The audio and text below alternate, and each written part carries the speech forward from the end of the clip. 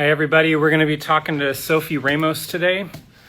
Tomorrow is Francisco M.A., then Wendy Murayama, Jason Sherry, Belize Ariste, and we're working on the week after that. It's going to be Tom Driscoll, Adam Manley, and there's more people that we're talking to. So all that's going to be updated on the Bread and Salt calendar on the website, which if you go to breadandsaltsandiego.com, there's a tab, and you could go to calendar from there and see past people we've interviewed and the ones for the future.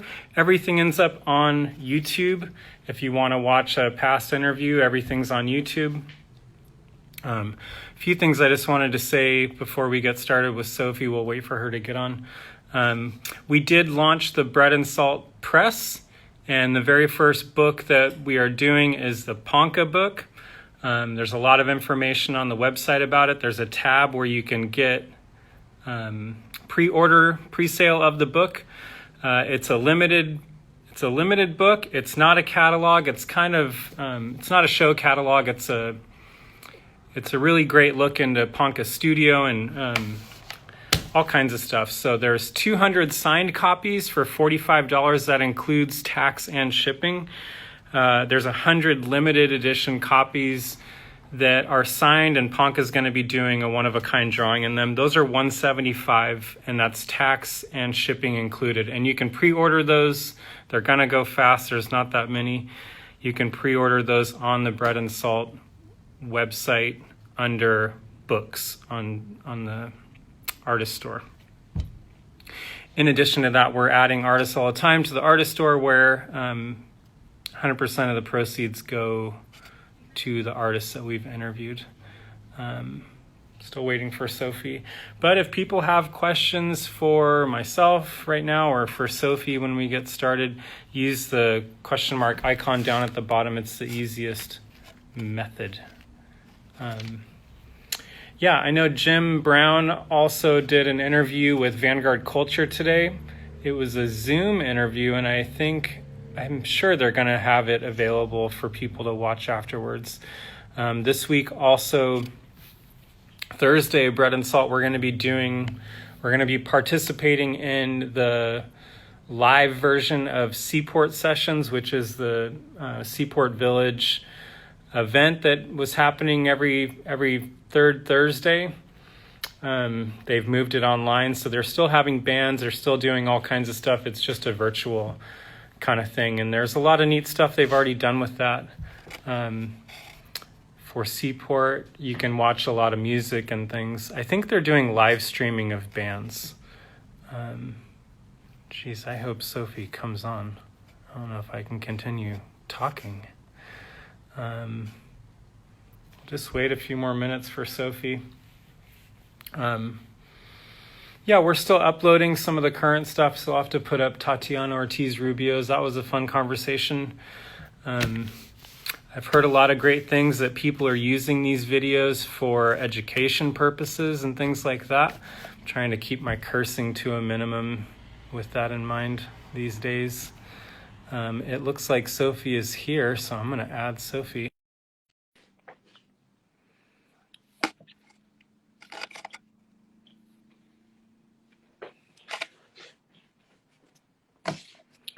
Might take a second. I sent Sofie a notification. Hey. Hey. Can see you. Hey. Cool. I'm glad you were able to make it. Yeah, me too. And you do have a lot of stuff. So you're at Guerrero Gallery, right? Yes. I know I just talked to you a minute ago, but you don't have a studio there anymore, is that right? Well, there's still a studio here, but it's empty, and I guess it will not be a studio after this month or something. Record it. Gosh, I can barely hear you. God. Sorry, I said no cursing, but can you hear me now? Yeah, kind of. It's a little muffled. I wonder. There's a metal shop right next door that is making noise. I can kind of hear you. So it makes these live videos so exciting. You don't know what's going to happen. I don't have anywhere to put it. I think my stand was maybe muffling it. But... I know I'm using a Max Daily sculpture and a C-clamp and a bunch of stuff to hold my phone up. Yeah, my dad made this little thing, this like a little wooden thing, but my phone Oh my gosh. fit in there. It's like, you know, that's a really great place to start. You know, I've talked to you about your family. I know your dad was a carpenter, right? Is he a woodworker or contractor? He's a woodworker more than a contractor. Mm-hmm. Although he does contracting stuff sometimes, but he mostly makes things out of wood. And I mean, mostly they make cabinets because that's where the money is. Yeah. I know you're in the Bay Area right now, but you're not originally from the Bay, right? Correct. I'm from Ohio. It's really not very cool, but I am definitely all about California now. Yeah. But my parents are still. What part of Ohio? What is it? What is it called? Cincinnati. Cincinnati. I've heard of Cincinnati. Yeah, it's not even the city though. It's like the suburbs of Cincinnati. So. I know. Well, I guess I sent you some questions earlier, but are there any moments where art came into your life? Like if you're growing up in Cincinnati, did you ever make it to a bigger city and go to a museum, or were you kind of stuck? Well, Cincinnati Art Museum, so we went there often. I guess there's also a Contemporary Art Center, which is kind of cool. Mm-hmm. But fine art was not a huge part of my childhood or adolescence. My mom actually went to art school though, which is funny. Oh wow! Like a sculptor, and she also works with my dad. They both are woodworkers. But she used to make stuff out of clay, and never really got her art career started because she had a bunch of kids and started working with my dad. But she kind of gave us a little hint as to what fine art was, but it wasn't really a huge part of my life. Did you have that stuff in the house though, like sculptures and things that she had done, or? We didn't really have so much of her art as much as her friends and like my dad's friends. So we had a lot of. They weren't local, but they were just like my parents' friends that they made in their travels. So they're from all over the country, really. But it was all people they knew, so that was cool. So were you running around like a wood shop as a kid, or like helping to make stuff and all that, or? Well, you would think that would happen, and kind of it did a little bit. It was like when I wanted to make my Barbies like a extra house, like a little an addition on their house. I never made that, but I didn't do too much woodworking until later on in life. I had an older brother who kind of like took over all the making stuff like that, but I was always into drawing and painting and more two-dimensional stuff for the first part of my life. Were the schools that you going to, were they pushing an arts education, or was there an art component, or did you have access to that stuff as a kid, or?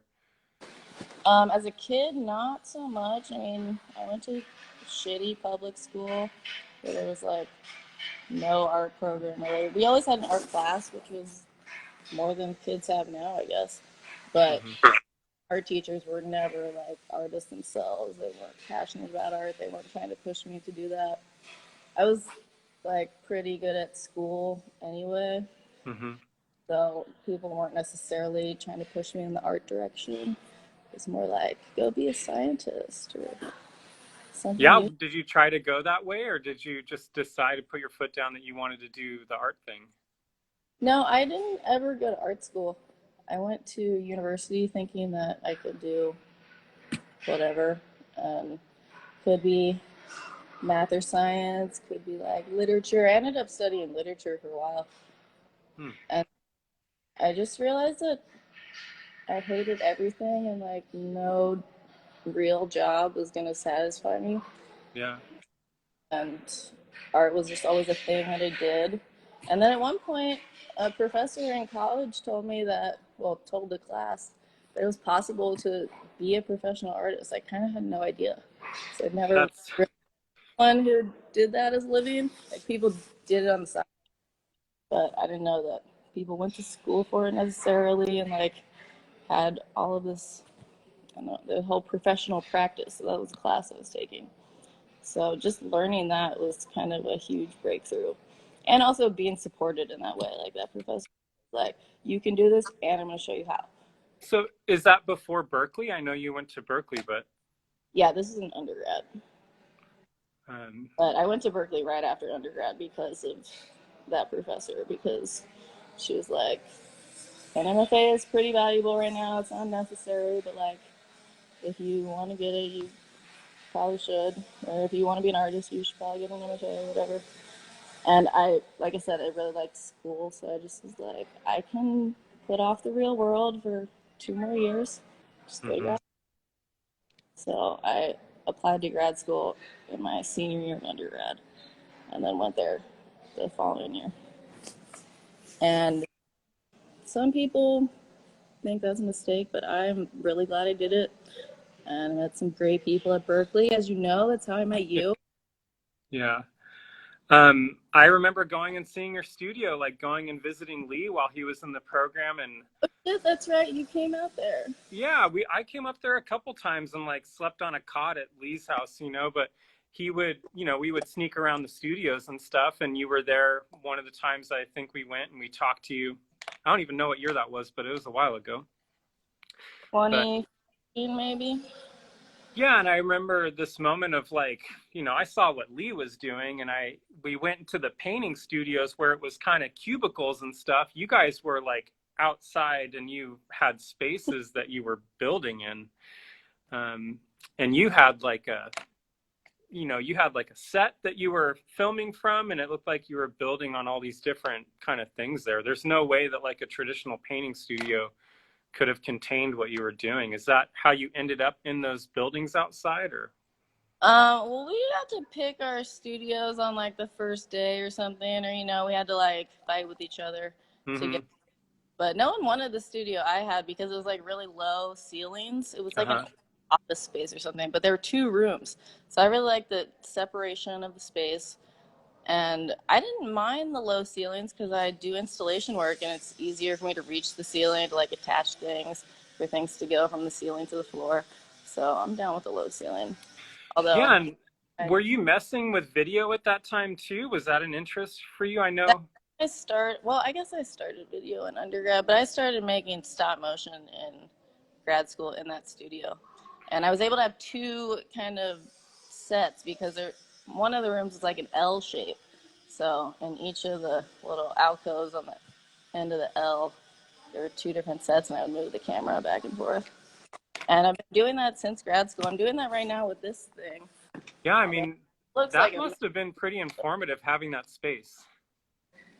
yeah, that was really key. Although I had a cool studio in undergrad too, which was really lucky. It was a really small art program. And Where was that? I didn't catch that where you went to undergrad.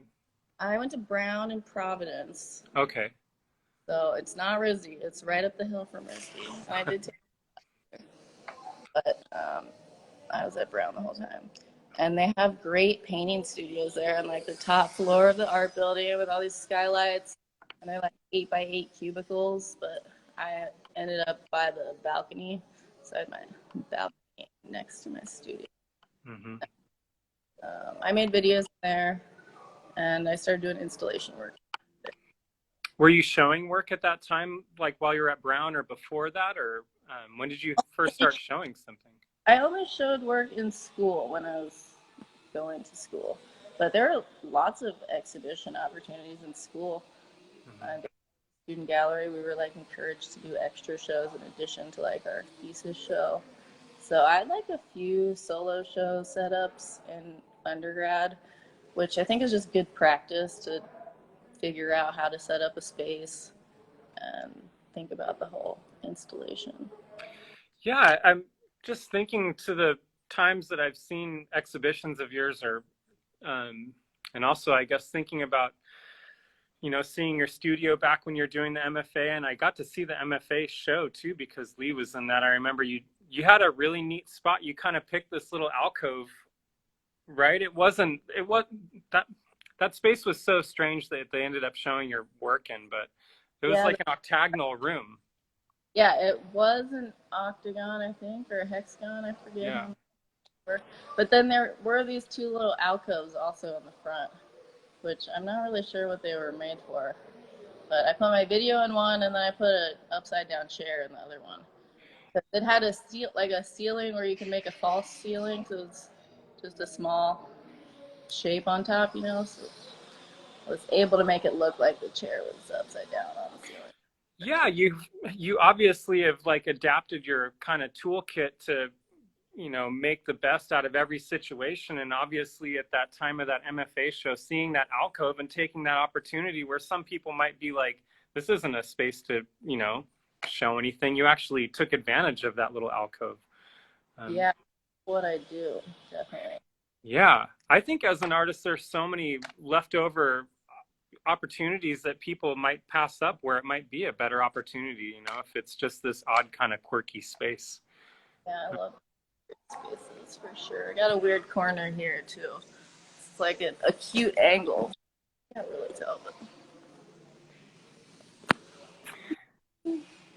Yeah, you're like, I think I have a couple random photos, but you definitely go after those funky little spots. You're like kind of like stuffing it all in that corner, and it kind of lends itself to these sculptures that are self-supported, and they seem to be getting bigger and bigger and bigger every time I see you post a photo. I'm like, geez. yeah, I do keep getting bigger. It's maybe a problem. My back hurts, but Uh, I think back to this moment when you did this piece at Bread and Salt. This is a crappy picture, but I think it's really neat. It shows that you're also you photograph and you work from these stills to create stop motion as you're installing. So it requires a lot of you know, a lot of thought process about how you might be working and what you might be bringing into this kind of set. Do you yeah. still travel around with the lights and cameras and? I don't have the lights with me right now, although I wish I did because the shadows sometimes become a bummer in the video Mm-hmm. when there's only light source from the top. But I could not fit the lights in my car. Turn around and just stuff a bunch of other stuff. I moved to LA, so all my shit is there. So, yeah, just before this coronavirus thing, I know you moved to LA to try to do some more stuff down there. Have you been able to go back down, or are you just deciding to stay put in San Francisco? Or You know, I guess I've decided to stay here, although I might go back sometime this month because I really do want to get back to some projects in my studio. um, do you have shows that were ready to go or postponed, or are you doing anything virtually, or how are you dealing with the virus situation in your artwork? I'm really just taking it one day at a time. I have nothing going on for the rest of my life, as far as I know. But um, there will hopefully be some projects in the future. I just don't know how long they're postponed for. And I Yeah. don't necessarily want to talk about them if they're not happening. Right. I mean, we've been trying to do the same thing because we don't want to like say that the something's been postponed till May and then have it be canceled again. It's Yeah, it been seems a like nightmare. canceled through like the summer. I don't know. I come out of my Saturn return in November, so I'm thinking something awesome's gonna happen then. You know? Um, well, one of my other questions was future plans. I mean, we can't really speculate on that. I just want to show this one little video I have. Like everything that you have behind you is you've manipulated it with paint, almost every single surface and object, right? Yeah, I don't like to not paint things. I know. That's the time. Oh, this is a bad video, but um, just the even carpets and things like that and blankets and textiles, you're like, you are absolutely covering every square inch in paint. Yeah, like many, many times. Just like Yeah. layers. And sometimes, like with this video, I just dump the paint on there and then squish it around with my brush. And that is a tactic I use often for like big things and textured things. and it's pretty fun. Sometimes I just get my hands in there. I don't know if that's in this video, but like those little tentacles, like when they're wet with paint, your hands in there, it's pretty fun. Yeah, and it seems like every object is fair game, from, like a found beach towel, or like a, piece of fabric or whatever. You're kind of doing this, I don't know, it's like oh, this video has sound too. It's pretty gross sound. Yeah, it's a weird sound. Um, but some of these installations are so huge. Can you tell us about this piece? Yeah, that one's up right now. It's actually maybe my favorite one ever because it's the only upside down installation. The space was all windows, as you can see, and that back wall is just like a big cabinet, so that's not a usable wall either. I projected onto it from the other side, but really the only place I could attach things was the ceiling in this space. This is the Berkeley Cube space through the city of Berkeley.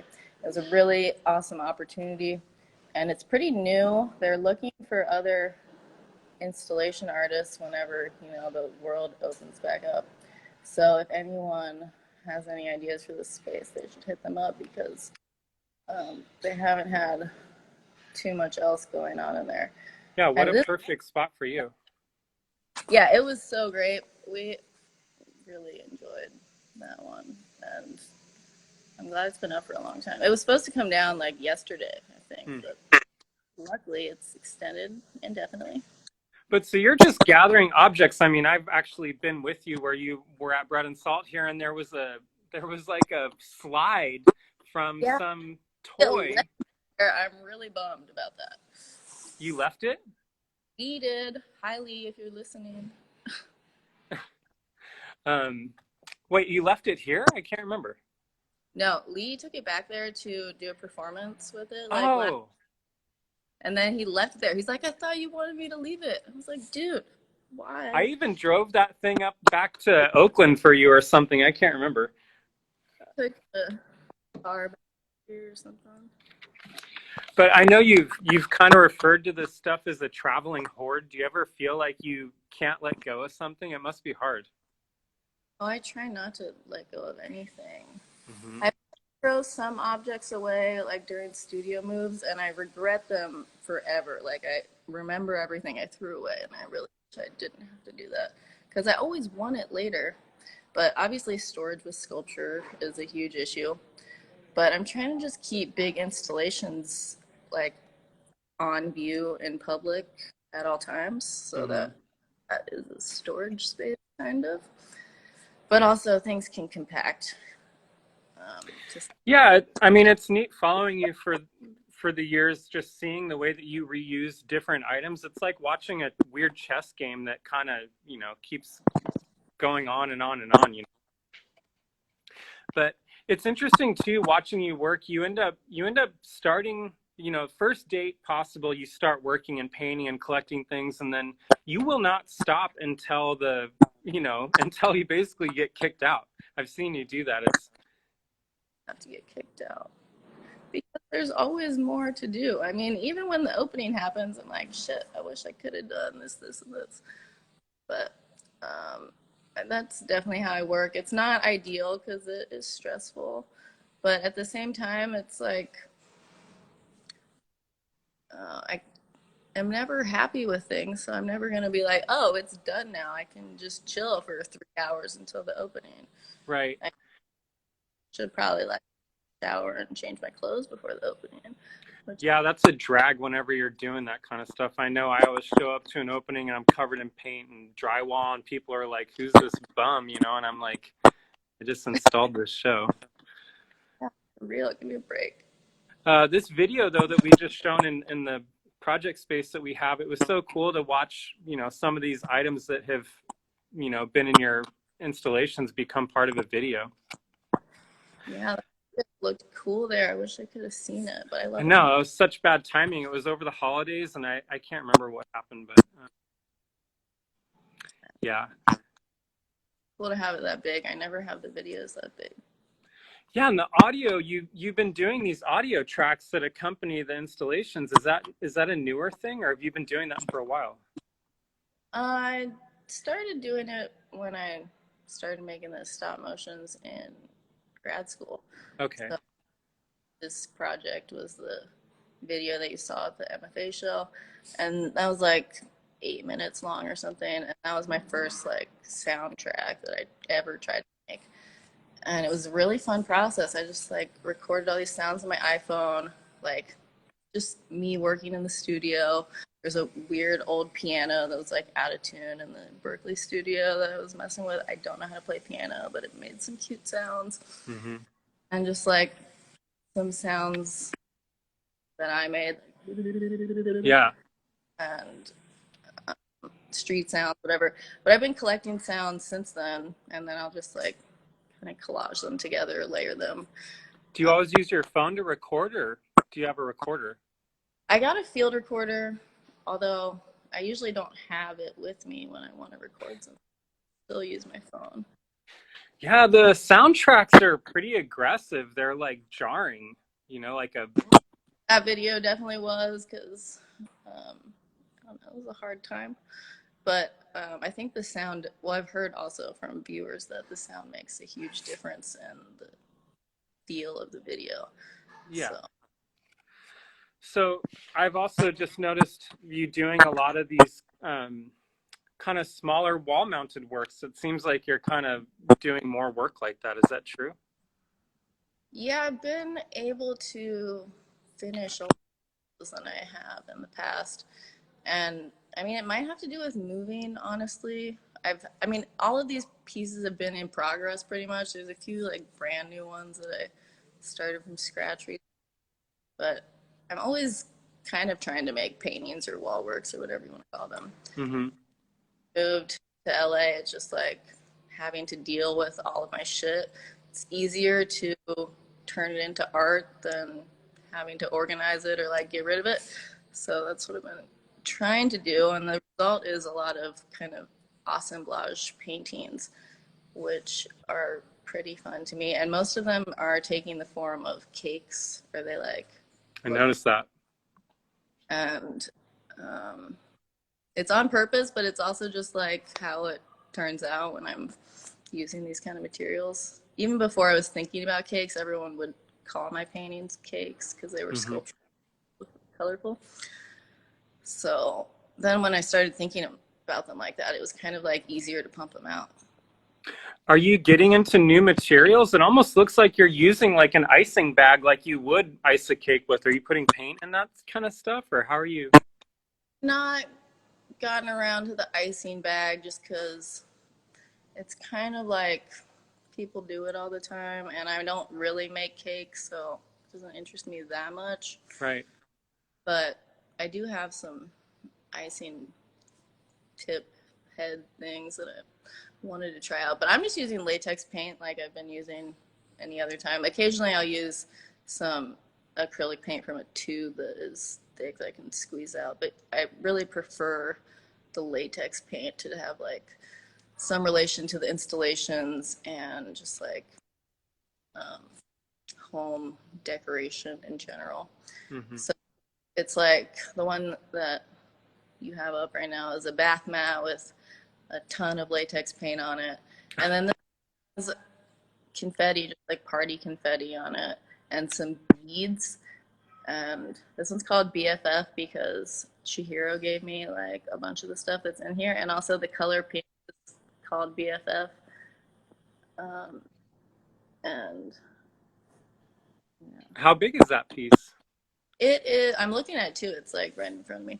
It's like, I don't know, 16 inches tall and 12 inches wide or something. Well, it's funny even hearing you just say that that was a bath mat, like kind of blows my mind. But are you ever buying new items and then repurposing them, or are you always finding old things or things around the house? Or I definitely prefer to find old things and use my stuff that I've used in my life that's worn out or like I don't have space for anymore. But occasionally I will buy a new thing if it is like really calling for me. Like the bath mat on this painting, actually, I bought at Target, new. And I made a I think that maroon stool up there is the same Oh one. yeah. I'm I've remembering seen like that before, so I had to get that bath mat. So certain textures are like really kind of I can't resist them. I But remember a loofah sponge that you stole from Lee Levy that was like annihilated and just like a yeah, crazy piece of found sculpture that you had dipped in paint and was this new object. But I'm glad you remembered that one. I still have that around. I call it our collaboration. But yeah. Are there items that you keep around for inspiration, or is everything, are you, well, I guess you kind of said that you're always kind of adding and not wanting to get rid of that. yeah, everything that is not being used as art material for the project at hand is there for inspiration. Mm-hmm.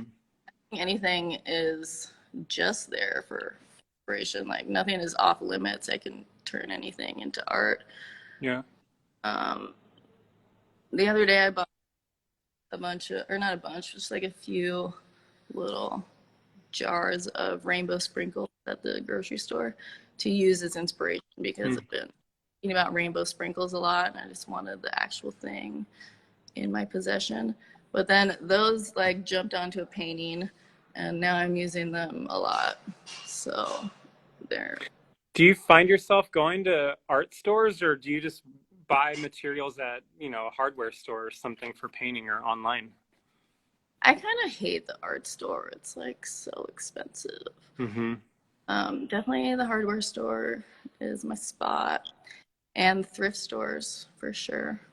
And I like stores that I don't know what you guys have in San Diego, but in San Francisco we have Scrap, and East Bay there's the East Bay Depot for creative reuse, Mm. like thrift store for art supplies.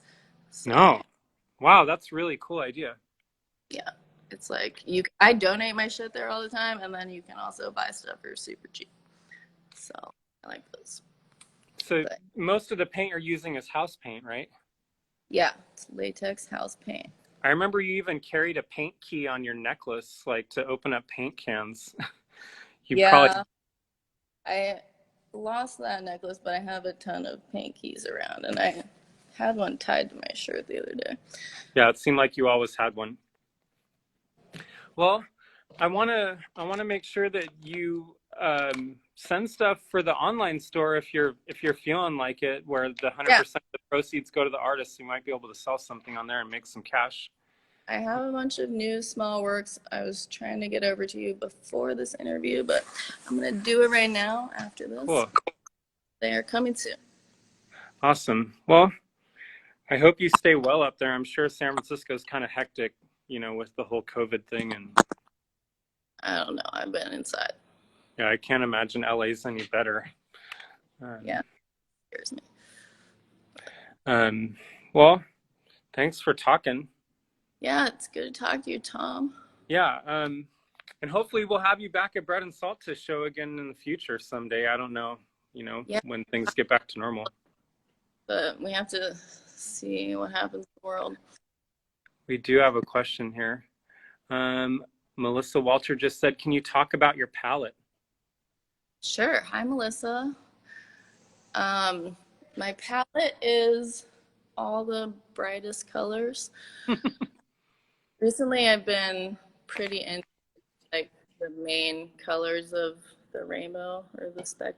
So, red, orange, yellow, green, blue, purple, and pink. And I pretty much always just like list those in my head to come up with the next color. But also, I've just been using the rainbow. Like here, you can see that. And I mean, rainbow sprinkles have been bringing me into those colors. So I haven't used so many other colors besides that. But I also recently, I guess I was doing this at Bread and Salt too. I'll pick whatever brightest colors the gallery has as Yeah, well. I mean, we had a huge stock of paint. I think you just had a pretty easy selection. But Yeah, do you ever paint. yeah. Do you ever let the color just come through an item, or does it always just get paint on it? Well, I try to paint the objects the same color that they were, unless it's like white, or I mean, sometimes things stay white, but like a brighter version of whatever color it was. So that's my favorite way to paint things. So if it's like a dark red or something, I'll paint it this bright red here. Yeah, I'm even thinking that slide that you found that was blue, you ended up painting it blue, Yeah, which is probably good for touch up and just keeping it together, I guess. yeah, for sure. And I feel like it kind of presents the personality of the object, or like some of its history. Um, what about like, are you adding tassels and things? Is that a mattress with like a beaded edge on it behind you? Yeah, I'm into tassels right now. And this one's actually the box spring, so I can staple stuff to it and Oh, stuff. cool. Hot glue on here. But it does have a nice little tassel around it. And actually, this is the same tassel as the one in the picture that is on that painting too. Mm-hmm. So You, yeah, you it's supposed to be a big cake at one point. you obviously retained all these building skills from your family and doing stuff. I mean, I've seen you, like just installing, you're like, this needs to go on the wall like this. You need to cut this edge, and you have an idea of how things are constructed. I mean, you're not just piling all this stuff together, right? It's structural. Sometimes it's not, and things fall down and break, but I am trying to make them as strong as possible. And yeah, I learned a lot of it from my family, and they also have given me like all of my tools. And whenever I'm doing something dumb, they try to tell me how to do it better and give me the right tools. Yeah, So, I remember you had this really great paint sprayer too. You've done all these residencies, including at Facebook, right? mm-hmm. And all kinds of other ones. But that paint sprayer was really cool. I mean, you Yeah, definitely have this big about the sprayer sometimes because I don't use it that often because it's hard to clean, but it is pretty cool, and it can that are difficult for a brush or to do. Do you have any recommendations for artists that want to do residencies or apply? Um, Honestly, I'm not very good at the whole art application game. I don't know that many people are, but I think obviously applying to things is good, but I think also just like saying yes to projects that give you space is a great practice, which not everyone does. Because I don't really care about, I mean, obviously residencies are good on your resume and whatever, but I don't need for it to be a legitimate residency for me to say yes to it. If you give me space and like some money for supplies and like, Mm-hmm. I mean, you gotta pay me to do projects, whatever, but giving an artist space is pretty key. So I try to take advantage of it whenever it's possible. Yeah, And it looks like I do a lot of residencies for that reason, but really it's just taking advantage of space. mm-hmm. Yeah, it's really cool. I kind of feel the same way. It's a great way to learn about your practice and just, I don't know. But well, I'm running out of questions. I don't want to keep you forever either. Um, thanks for doing it. I'm gonna let you go. Thanks for watching, people. I see some of my friends. Love you Cool. guys. Yeah, we're gonna put this on YouTube with the rest of them, and hopefully add some stuff to the store. So Yep, definitely. cool. All right. Thanks for talking. Yeah, bye, Tom. Bye.